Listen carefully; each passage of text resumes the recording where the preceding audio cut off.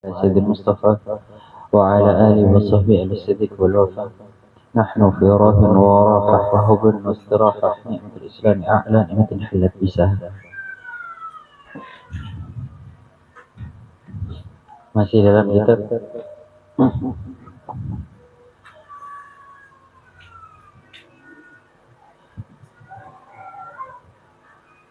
Bismillahirrahmanirrahim. Qala musannif rahimahullah wa nafa'ana bi ilmihi fid dharain amin.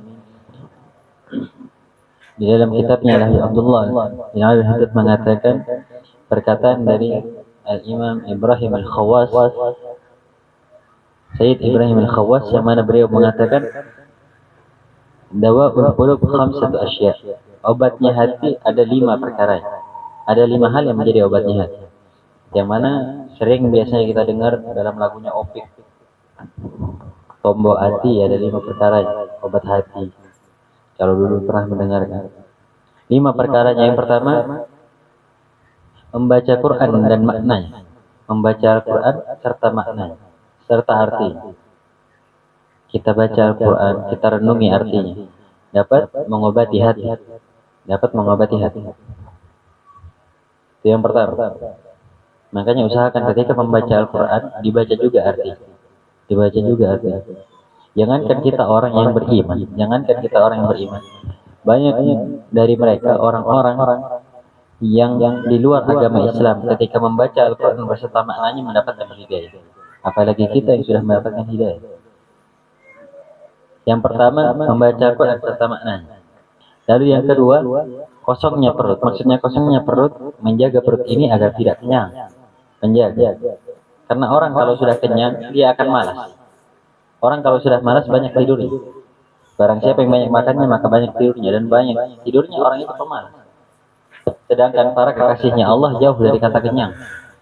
Mereka kalau makan sebelum kenyang.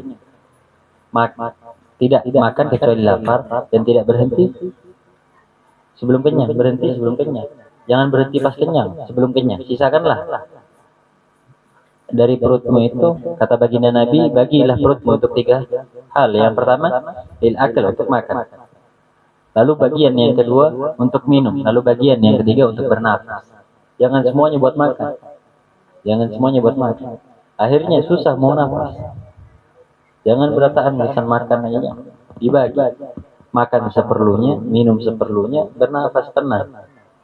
Biasanya Ramadan kalau sudah buka puasa, hawa nafsu kencang. Orang puasa ini nafsunya kuat. Orang puasa nafsunya kuat. Amun ada di hari di luar puasa makan tahu biasanya. Pas sudah Ramadan ini kayaknya nyaman banget tahu sudah masuk Ramadan. Sudah masuk Ramadan dia tuh. Tapi pas sudah buka puasa makan sedikit langsung kenyang. Makan sedikit langsung kenyang. Beda-beda setiap orang. Beda-beda setiap orang. Tapi kalau orang-orang tarim biasanya buka puasa sedikit saja, tidak sampai kenyang, sedikit saja. Yang penting batal puasanya. Kapan makannya? Makannya setelah sholat tasbih biasanya. Sholat maghrib dulu, sholat tasbih, setelah sholat itu baru makan. Sholat isanya jam 9. Sholat isanya dulu. Itu kalau kami ditarik. Sholat isanya dulu. Makannya jangan pas maghrib, karena ada lagi yang rutinitas yang dikerjakan. Jangan, kata Luqmanul Hakim berkata kepada anaknya, wahai anakku, jagalah perutmu di depan hidangan. Di depan makanan jaga perutnya, agar apa? Jangan sampai kenyang. Lalu kalau makan, kan makan dari apa yang hadapan kita, jangan yang jauh yang dicari. Kul mimma yalik, makanlah dari apa yang hadapan kita. Batasnya bagaimana? Batasnya luruskan tangan dengan lutut. Yang ada di depan, itu aja yang dimakan. Jangan mencari yang tidak. Makan yang ada sudah di depan kita makan. Lalu bukan termasuk kurang ajar, termasuk adab yang kurang baik. Kalau makan itu sampai memanjangkan tangan, bukan adab yang baik. Jadi jangan sampai memanjangkan tangan. Kalau memang mau minta tolong sama orang, jangan sampai memanjangkan tangan. Kalau memang mau. Tapi bersyukurlah dengan apa yang ada di depan kita. Jadi kita tidak sampai memanjang. Jangan sampai terlihat orang seperti rakus, jangan sampai rakus. Orang rakus itu yang jauh yang dicari. Dekat biasanya aja sudah. Yang jauh dulu diambil, pun orang dulu diambil.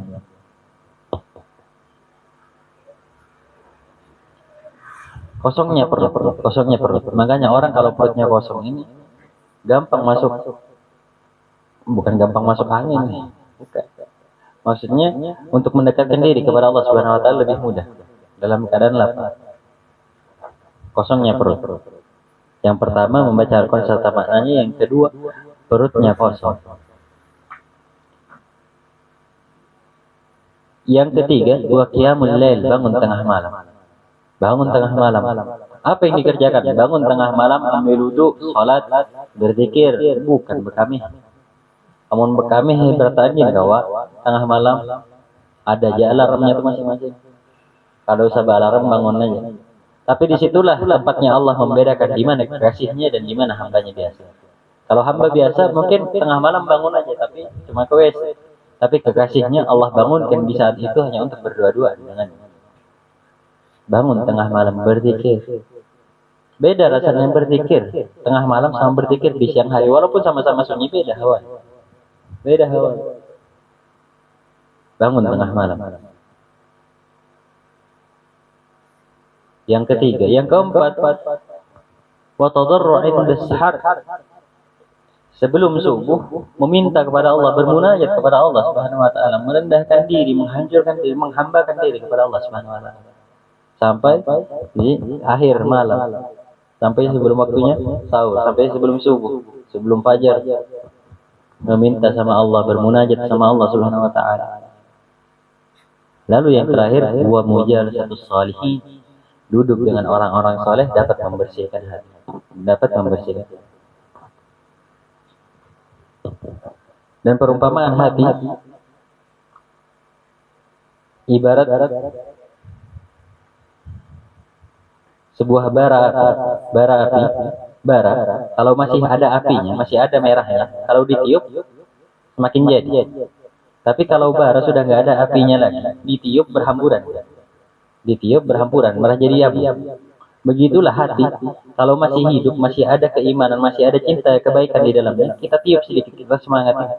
Mau dia, tambah semangatnya untuk beribadah, untuk kebaikan tambah.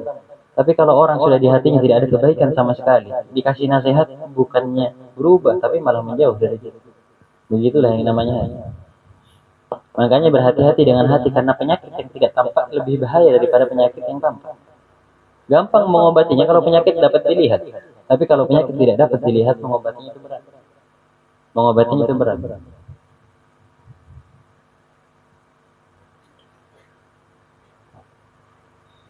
Lalu di sini diceritakan sebuah kisah dari Ma'thurah fi Mujalasatus Shalihin, ma hukiya 'inda Syaikh Kabir Abi Sulaiman Ad-Darani.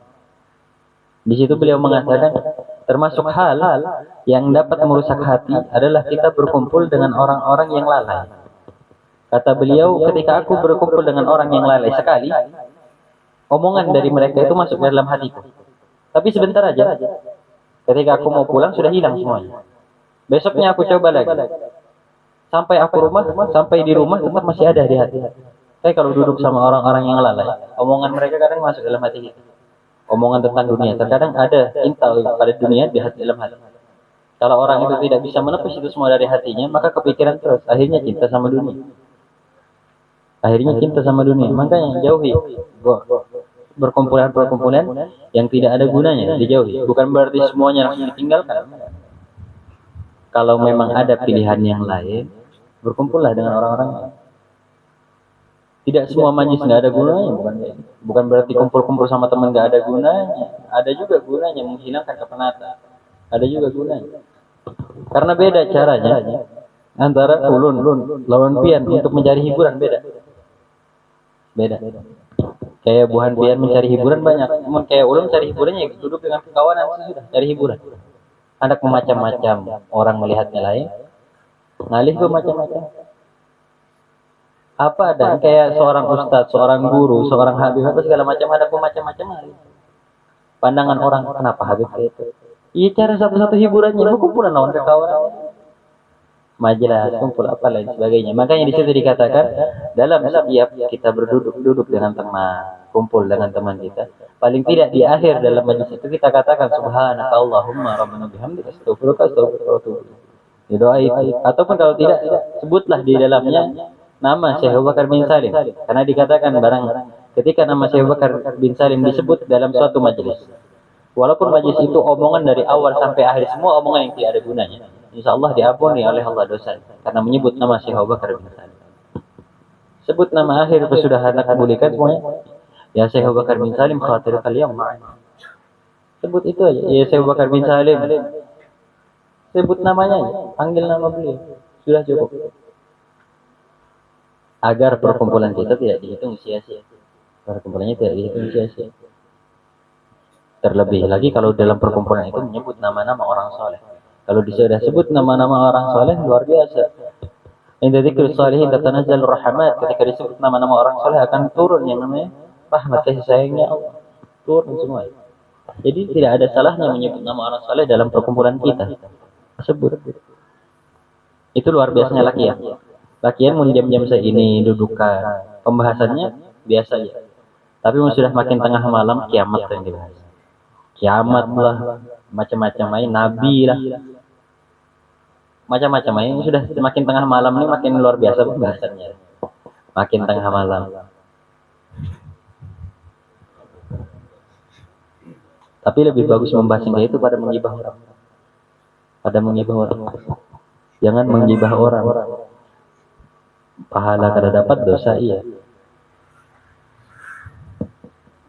Bismillahirrahmanirrahim. Wa ruwiya annahu marra bi majlisin Mansur bin Ammar rahimahullah ta'ala. غلام ملوك لعبد النجار فسمعه يقول من أعطى هذا الفقير 4 دراهم دعوت له 4 دعوات وكان مع الغلام 4 دراهم بعثه مولاه ليأخذ له بها حاجة فدفع إلى الفقير فدعا له ورجع إلى سيده بلا شيء فسأله عن الدعوة التي دعا بها فقال الأولى أن يخلصني الله من الرق فأعتقهم والثانية قال أن يخلق الله علي دراهم قال 1000 دراهم قال والثالث لك أن يتوب الله علي وعليك قال إني تبت إلى الله وقال الرابعة أن يغفر الله لي ولك والمذكر في الكون وقال الرجل أما هذه فلست إلي فلما نام الرجل رأى في منامه حتى الحق عز وجل فقال أترك أن تفعل ما إليك ولا أفعل ما إلي فغفرت لك والمذكور. Di sini diceritakan ketika seseorang melalui majelis daripada Mansur bin Ammar rahimahullah ta'ala. Ada seorang pemuda, budak, dia budak melewati majelis daripada Mansur bin Ammar. Lewat majelis. Maka si Mansur bin Ammar ini ngomong, barang siapa yang memberikan aku 4 dirham, maka akan aku doakan kepada dia 4 doa. Barang siapa yang memberiku 4 dirham, aku doakan dia 4 dirham. Subhanallah, si pemuda ini pas lewat, dia punya 4 dirham. Si budak ini pas lewat punya 4 dirham, tapi duit ini duit juragannya, duit bosnya. Disuruh bertukar ke pasar. Mendengar Mansur bin Ammar berkata demikian, maka diberikanlah 4 dirham tadi. Kada peduli lawan tugas dari bosnya. Kada peduli lagi. Ujarnya ditakuni lawan Mansur, "Ikam hendak doa apa?" Yang pertama, ulun minta semoga dilepaskan daripada kebudakan ini. Semoga kada jadi budak lagi. Semoga dibebaskan daripada perbudakan ini. Doa yang pertama. Doa yang kedua, ulun minta semoga Allah ganti dirham ini berlipat ganda. Doa yang ketiga, semoga Allah membuat ulun taubat lawan ulun taubat. Doa yang ketiga. Doa yang keempat, semoga dosa-dosa ulun ini semua diampuni oleh Allah Subhanahu wa taala. Dosa ulun dan dosa juragan ulun. Pas bebulik, ditakoni lawan bosnya, mana duitnya? Diceritakan bahwa dia melewati satu majelis, uangnya diberikan ke situ. Ujar juragannya, doa yang pertama ikam minta apa? Semoga ulun dibebaskan. Ujar bosnya, aku bebaskan ikam di jalan Allah. Bebas sudah doa pertama kamu. Doa yang kedua, ikam minta apa? Semoga duitnya Allah ganti berlipat ganda. Diganti 4.000 dirham. Dirham ini dari perak. Dirham dari perak, dinar dari emas. Perak 4.000 biar kepengannya. Hitung aja seorang. Koler mah hitung. Ini majelisnya lain majelis matematika soalnya. Diganti 4.000 dirham. Diganti 4.000 dirham.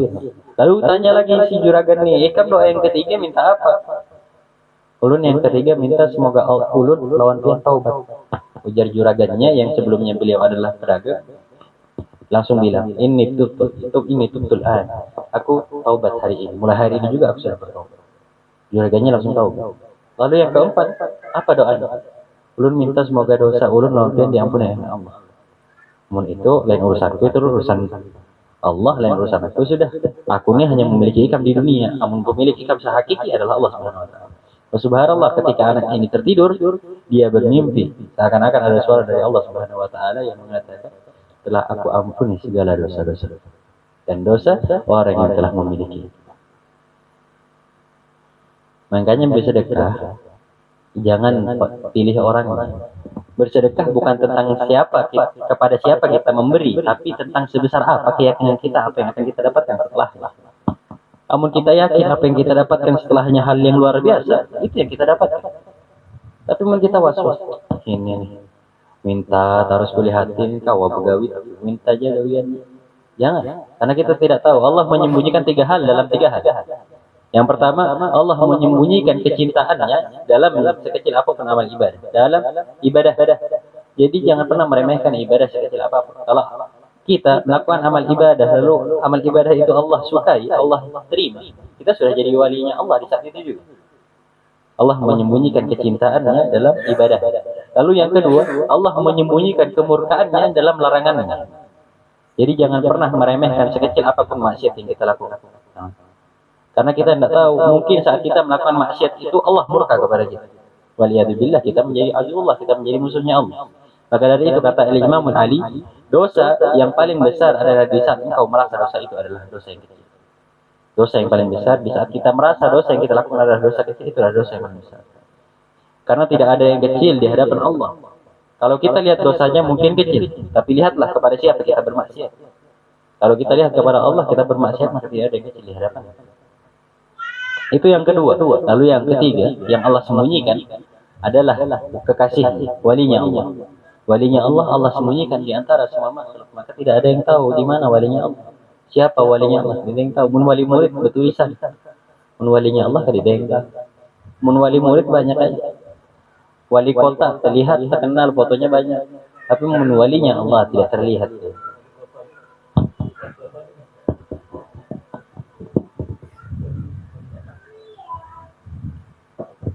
Walinya Allah tidak terlihat, makanya Allah sembunyikan. Jangan sampai kita meremehkan orang lain. Karena kita nggak tahu, mungkin ada walinya Allah. Bahkan baginda Nabi berkata dalam hadisnya, tidaklah berkumpul 40 dari umatku kecuali di dalamnya terdapat wali. Kita hitung, ada 40, mungkin ada 1 walinya. Berbaik sangka satu sama lain, berbaik sangka. Jangan sampai meremehkan, jangan sampai merendahkan. Berbaik sangka.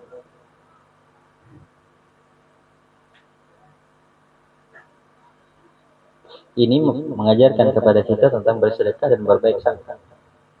Bersedekah utamakan yang lebih dekat dulu, keluarga. Amun ulun hendak penerimaan, hendak memberi baik, tapi kada diterima.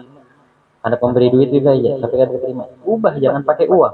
Terkadang sebagian orang kada merasa terhina kalau diberi duit. Sebagian orang kasih barang, kada terasa amun memberi barang. Dan sedekah yang paling luar biasa, sedekah yang paling kita sukai, barang yang paling kita sukai. Apa yang paling kita cintai ketika kita berikan kepada orang lain, itu pahalanya lebih besar lagi.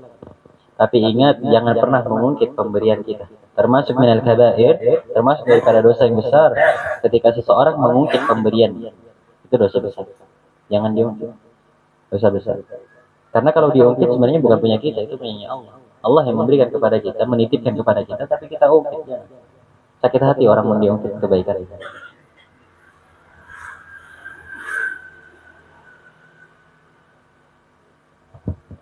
Bismillahirrahmanirrahim. Wa qala rafa'ana bihi 'alaika bi suhbati al-akhyar wa ta'addu bi adabihim wal istifadatu min aqwalihim wa af'alihim wa ziyarati ahya wa amwat minhum. Lalu di sini dikatakan wajib bagi kita, sepantasnya bagi kita untuk senantiasa duduk dan dekat dengan orang-orang yang saleh, orang-orang yang baik. Orang-orang yang baik, duduk dengan mereka. Karena sahib, teman itu menarik. Teman itu menarik. Maksudnya apa? Teman kita suka apa, kita pasti melakukan yang sama. Kita pasti melakukan hal yang sama, yang disukai dengan teman kita. Karena seseorang akan mengambil sifat daripada teman. Seseorang akan mengambil sifat dari teman. Kata pepatah Arab mengatakan, akhbirni man sahibu fasa akhbiru man hu. Kabarkan kepadaku siapa teman-temannya, maka akan aku kabarkan kepadamu siapa dia. Kalau kita mau tahu sifatnya seseorang bagaimana, baik ataupun tidaknya, kasih tahu kekawanannya siapa. Namun kekawanannya baik, berarti ini orang baik.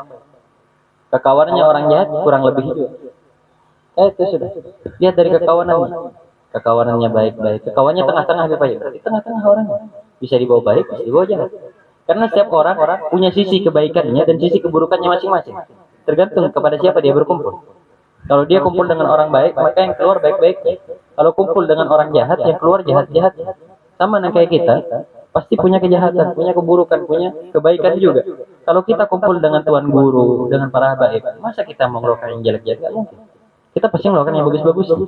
Kita keluarkan sifat yang bagus-bagus. Tapi kalau kita kumpul lawan tacut, preman, apa kita hendak melakukan yang baik-baik. Begitulah kata Imam Haddad. Setiap orang punya sisi baik dan buruknya tergantung dengan siapa dia duduk. Makanya ketika seorang temannya orang yang baik, maka dia kumpulannya baik semua. Ketika temannya orang jahat, wajadillah, akan terjadi kepada dia. Walaupun niatnya ulun hendak berubah buahnya gitu. Bismillah. Mungkin ada terumpat sedikit-sedikit. Kada gampang merubah orang, kada gampang. Amun tunggal butingan, iya, tapi mau langsung masuk ke dalam kumpulan mereka. Kita cobai juga sedikit-sedikit. Kita cobai juga.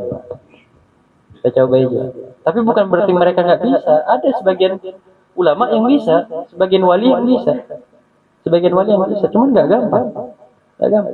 Di Jawa Timur ada kiai, pasti kumpulannya lawan buhan pemabuk semuanya. Kumpulannya lawan buhan pemabuk. Baadu terus. Sebelum mulai ujar kiai tadi, kita baadu minum. Amun lebih kuat aku pada ikam minum, ikam harus empat aku. Harus berubah.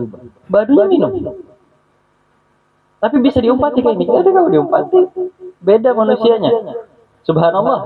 Ketika dibuka mulut kiai tadi, yang kelihatan bukan tenggorokan tapi laut. Gugurnya kemana? Wallahu a'lam. Amun nang kayak kita kada kau mengumpati. Yang kayak kita lain. Kada kau mengumpati. Amun bekas tacut berubah, mendakwai kawannya bisa. Tapi amun masih nang kayak kita ini jangan.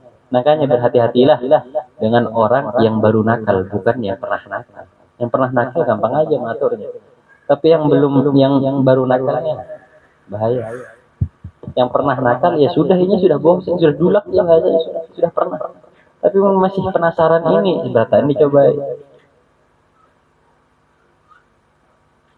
Makanya wajar pepatah tuh, gaya ikam aku bahari. Gaya ikam tuh aku bahari. Orang mau hanyar nakal nih hendak orang ini ikam tahulah aku hanyar kene. Kisah ke sana kemari berkisah, tapi orang sudah suhunya nih beranai ya lagi. Yang berdiam itu yang bahaya. Pina kada bunyinya. Makanya air tenang jangan sampai tak dalam. Banyu sudah di sungai, pina tenang hati-hati. Kalau pina ada buayanya. Jangan. Bismillahirrahmanirrahim. Maka sepantasnya bagi kita punya teman-teman orang yang baik. Orang yang baik. Yang kita yakini dia lebih baik daripada kita, kumpullah dengan mereka. Agar kita menjadi pribadi yang baik juga. Punya teman-teman yang baik. Dan kita menggunakan adab-adab mereka. Adab yang baik kita ambil dari mereka. Adab ketika kita melihat adab teman kita bagus, adabnya kita pakai. Kita ambil. Kita menggunakan adabnya. Wal istifadah min aqwalihim wa af'alihim. Dan ketika teman-teman kita, seorang kita kumpul dengan orang yang lebih baik dari kita, omongannya, tingkah lakunya baik, kita ambil. Siapapun yang kita lihat omongannya pantas, omongannya baik, maka terima. Undur maqala wa tandur man qala. Lihatlah apa yang dikatakan, jangan lihat siapa yang berkata. Jadi orang itu terima nasihat dari mana-mana, jangan berpilih lawan nasihatnya. Kalau nasihatnya bagus, diambil. Jangan lihat orangnya. Siapa aja yang memberi nasihat, walaupun kanakan-kah, orang gila kah, yang memberi nasihat, ambil. Pun bagus nasihatnya. Pun bagus. Jangan lihat menghadangi gurunya, menasihati, menghadangi sini. Jangan memilih tentang nasihat. Jangan memilih. Omongannya baik, kita ambil. Tingkah lakunya baik, kita ambil. Wa ziyarat ahya wa amwat minhum. Lalu kita menziarahi orang-orang baik, walinya Allah kita ziarahi. Yang hidup ataupun yang sudah meninggal, ziarah kepada mereka, ziarah. Kadida ruginya orang yang suka berziarah. Orang yang suka berziarah kadida ruginya. Pertama, dimudahkan rezeki. Kedua, dipanjangkan umur. Panjang umur. Panjang umur. Kadida ruginya. Tenang hidupnya orang suka berziarah. Ma'a ta'dim al-baligh lahum wa husnul dhann as-sadiq minhum. Lalu pantasnya bagi kita juga mentakdimi mereka, orang-orang yang kita yakini lebih baik daripada kita. Para kekasihnya Allah, para walinya Allah, tuan guru, kita yakini, beradab dengan mereka, kita beradab, berakhlak di depan mereka. Dengan takdim yang luar biasa, wal husnul dhann, dan berbaik sangka dengan mereka juga. Husnul dhann, berbaik sangka. Jangan suudzon dengan orang-orang baik, hati-hati. Dengan walinya Allah jangan suudzon. Berhati-hatilah dengan mereka. Fa bidzalika yahsulu al-intifa' lirra'irin lizairin. Maka dengan itulah akan bermanfaat ziarah kita. Kalau kita menziarah kepada satu orang wali misalnya, satu orang guru, namun kita bersuudzon, berburuk sangka dengan mereka, tidak faedahnya kita berziarah. Tapi mun kita yakin faedah, berbaik sangka, pahalanya besar, yang kita dapatkan juga luar biasa nanti. Wa yafidul madad min jahdihim wa innama qalla intifa'u ahli zaman bisalih min haitsu qallat ta'dim lahum wa dha'fu husnul dhanni bihim. Di sini dikatakan sesungguhnya berkurangnya faedah daripada berziarah kepada orang soleh ataupun mengunjungi orang-orang soleh karena kurang berbaik sangka, takdimnya kurang, menghormati mereka kurang, berbaik sangkanya kurang, sehingga faedah yang didapatkan kurang juga. Namun seandainya takdimnya masih kuat, berbaik sangkanya masih kuat, yang didapatkan luar biasa. Karena Allah Subhanahu wa taala mengatakan, ana inda dzanni 'abdi bika liyadunnu bima syaa. Sesungguhnya aku, kata Allah Subhanahu wa taala, sebagaimana yang disangka dengan umat, sebagaimana yang disangka oleh hambaku. Kalau hambaku berprasangka baik kepadaku, maka yang baik-baik yang dia dapatkan. Tapi kalau berprasangka buruk, yang buruk-buruk yang dia dapatkan. Jangan mengharapkan yang baik. Fahurimu bisabab dzalika bi barakatihim wa lam yashahidu karamatihim. Dan karena hal itulah, karena sering berburuk sangka, karena kurang takdim, orang-orang di zaman sekarang kadang kau melihat kekaramatan, jarang melihat kekaramatan. Zaman sekarang ada melihat kekaramatan jarang. Namun zaman bahari anak melihat kekaramatan banyak, karamatan orang-orang bahari. Karena apa? Karena kita kurang ajar dengan wali-wali yang ada sekarang. Dengan walinya Allah yang sekarang kita kurang ajar, sehingga mereka takdimnya kurang juga. Hatta tawahamu an inna zaman khali min awliya. Sehingga di zaman sekarang banyak orang-orang yang menyangka wali itu sudah enggak ada. Bukan walinya yang enggak ada, tapi mereka para wali menyembunyikan dirinya daripada kita. وهم بحمد الله كثيرون ظاهرون ومخفئون ولا يعرفون إلا من نورهم قلبه بأنوار التعظيم وحسن الظن فيهم وقد قيل المدد في مشهد. Sesungguhnya para walinya Allah itu banyak, dari zaman dulu sampai sekarang banyak, kalau bahkan berkurang, banyak tetap banyak, yang tampak ataupun yang tidak tampak banyak. Hanya saja Allah tampakkan para walinya Allah bagi mereka-mereka yang hatinya bersih. Baru Allah lihat, kalau kayak kita ini masih sering, jangankan lawan wali, lawan kekawanan aja buruk sangka, apalagi lawan. Ngalih hendak bertemu dengan para walinya Allah, susah, dijaga hati. Kita bersihkan, belajar membersihkan hati sedikit demi sedikit. Dibuang jauh-jauh cinta kepada dunia dan lain sebagainya yang tidak bermanfaat, kita buang jauh-jauh. Belajar, sehingga akan tampak para walinya Allah, akan datang kepada kita para walinya Allah. Mun sekarang yang datang wali murid aja, tidak walinya Allah lah. Walinya Allah ketika datang, kita takdim dengan mereka, kita muliakan, kita hormati, sehingga dapat barokahnya. Tidak diharamkan kita barokahnya. Kalau kita kurang ajar dengan mereka, berburuk sangka dengan mereka, haramlah barokah mereka. Mungkin sampai di sini saja. Wabillahi taufiq. Wassalamualaikum warahmatullahi wabarakatuh.